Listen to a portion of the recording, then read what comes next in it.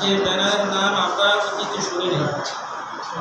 আমরা অল্প কয়েক বছর হয়েছে যে আমরা এই ব্যানারের নাম শুনছি, শাহে সাহাবা জাতীয় ক্ষতি ফাউন্ডেশন।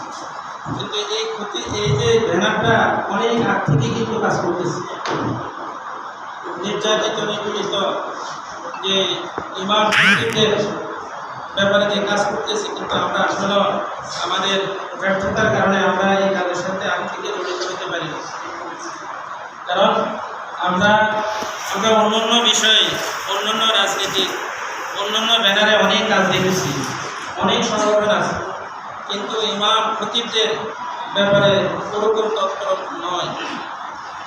আলহামদুলিল্লাহ আমাদের এটা সৌভাগ্যের বিষয় যে আমরা এখন যে আমরা এখানে আসতে পারছি বা এখানে আসছি, এখান থেকেই আমরা উপলব্ধ হওয়ার যে আমরা সামনে যে ভবিষ্যতে আমাদের ইমাম খতিব যাতে কোনোভাবেই নির্যাতিত নিপীড়িত না হয়, এবং আমরাও নিজেরাও যে আল্লাহ পাকের উপরে আল্লাহ পাকের যে হুকুম আহকাম রাসূল করিম সাল্লাল্লাহু আলাইহি ওয়াসাল্লামের পরিকল্পনা করে আমরা চলতেছি, বাকি আমাদের তাকওয়া ফরজগারে আমরা নিজেরাও যাতে গুনাহ থেকে বাঁচতে পারি।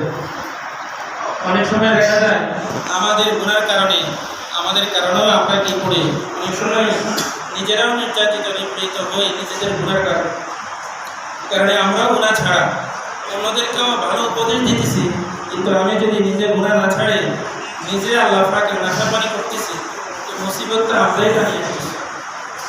কারণে আমরা চেষ্টা করবো নিজে আল্লাহ পাকের নাফরমানি থেকে বাঁচা।